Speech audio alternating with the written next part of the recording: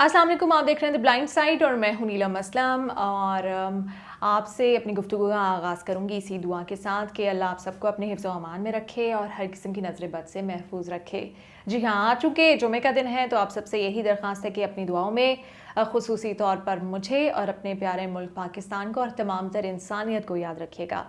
आज जो मैंने टॉपिक चूज़ किया आप लोगों से बात करने के लिए, उससे पहले मैं ये वजाहत करना ज़रूरी समझती हूँ कि मैं कोई परफेक्ट इंसान नहीं हूँ और मैं रोज़ चीज़ों को सीख रही हूँ, सीखती हूँ। और यही सबसे अच्छी चीज़ होती है किसी भी इंसान की। सबसे पहले तो मैं इसी पे बात कर लेती हूँ कि अपने अंदर बिल्ड करें लर्निंग एटीट्यूड।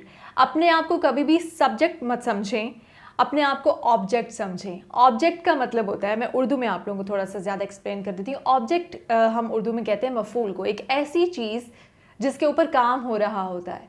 सब्जेक्ट कहते हैं काम करने वाले को।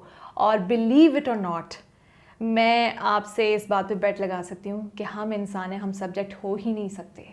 सब्जेक्ट जो है वो खुदा की ज़ात है, सब कुछ वही कर रहा है, वही करने वाला है। हम सिर्फ ऑब्जेक्ट हैं। तो हमारी जो गलत फहमी है उस वक्त से शुरू हो जाती है जब हम अपने आप को सब्जेक्ट समझ लेते हैं कि हम कुछ कर रहे हैं, करने वाली ज़ात हमारी नहीं।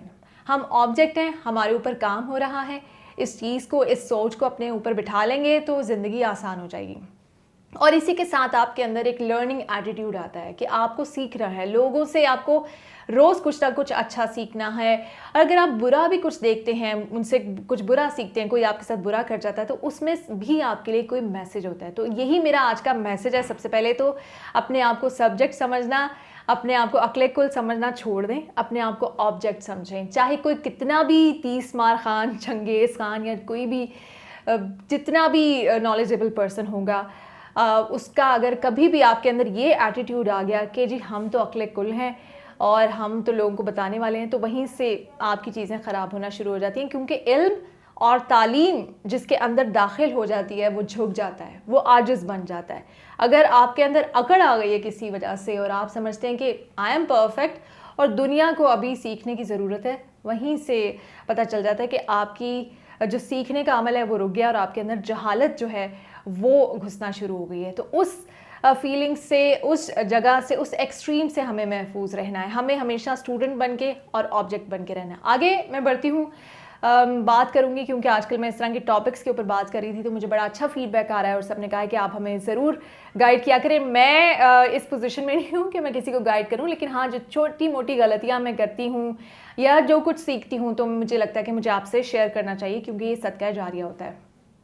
आज जो मैंने आप लोगों से बात करनी है कि अब मैंने अपने आसपास बहुत सारे लोगों को देखती हूँ, वो कहते हैं कि 2020 जो है 2020, जिसमें T20 वर्ल्ड कप भी होना था लेकिन हुआ नहीं, और मैं बहुत इंतज़ार करती थी, लेकिन अब नेक्स्ट ईयर होगा इंशाल्लाह, वो हमारा ज़िंदगी का सबसे बुरा साल है। मैंने अक्सर अपने, और मैं ख़ुद भी कहती थी, मैं ऑनेस्टली बोलूँगी, मैं बोलती थी 2020 तो बहुत ही बुरा साल है मेरी ज़िंदगी का। और हमारे आसपास दुनिया में मैक्सिमम लोग इस वक्त यही कहेंगे कि 2020 उनकी ज़िंदगी का सबसे बुरा साल है।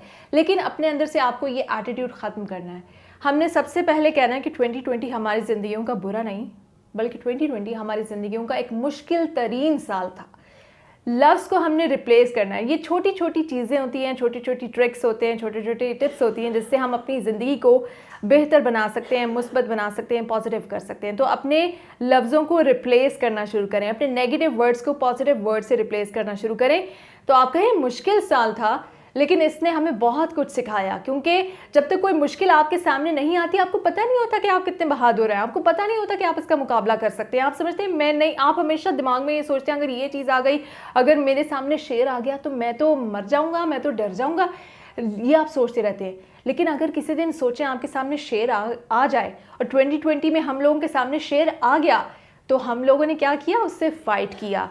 एग्जैक्टली शेर नहीं आया, लेकिन एक मुश्किल आई, हमने फ़ाइट किया, हमने उसके मुताबिक अपने आप को ढाला, हमने रहना शुरू किया, हम सोशल डिस्टेंसिंग की तरफ गए, हमने मास्क पहनना शुरू किए, हमने अपनी खुशियों को महदूद कर लिया, हम लोगों से कम मिलना शुरू हो गए, हम फ़ोन पे ज़्यादा रब्ता करना शुरू हो गए। लेकिन मैं आपको एक बात बताऊँ, 2020 में लोगों को लगता है कि हम एक दूसरे से दूर हुए हैं, लेकिन पता नहीं, मैं ये फील करती हूँ कि हम एक दूसरे के करीब हुए हैं। ह्यूमैनिटी की अगर बात की जाए, इंसानियत की बात की जाए, लोगों को अंडरस्टैंड करने की बात की जाए, पहले हम आर्टिफिशियल थे, सोशल लाइफ हमारी थी, हर वक्त हम रेस्टोरेंट्स में एक दूसरे के साथ बैठते थे, गैदरिंग्स में होते थे, लेकिन हम एक दूसरे से दूर थे। लेकिन इस 2020 ने हमें एक दूसरे से सोशल डिस्टेंस ज़रूर किया, लेकिन हमें मेंटली, फिजिकली, इमोशनली एक दूसरे के करीब किया। हम एक दूसरे को ज़्यादा समझने लगे, हम एक दूसरे को ज़्यादा स्पेस देने लगे हैं।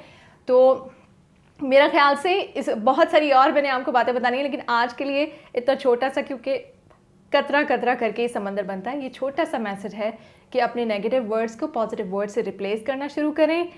और ये बोले बुरा नहीं था, मुश्किल था, लेकिन इसने हमें सिखाया कि अगर शेर सामने आ जाए तो आपने मुकाबला कैसे करना है। Thank you so much.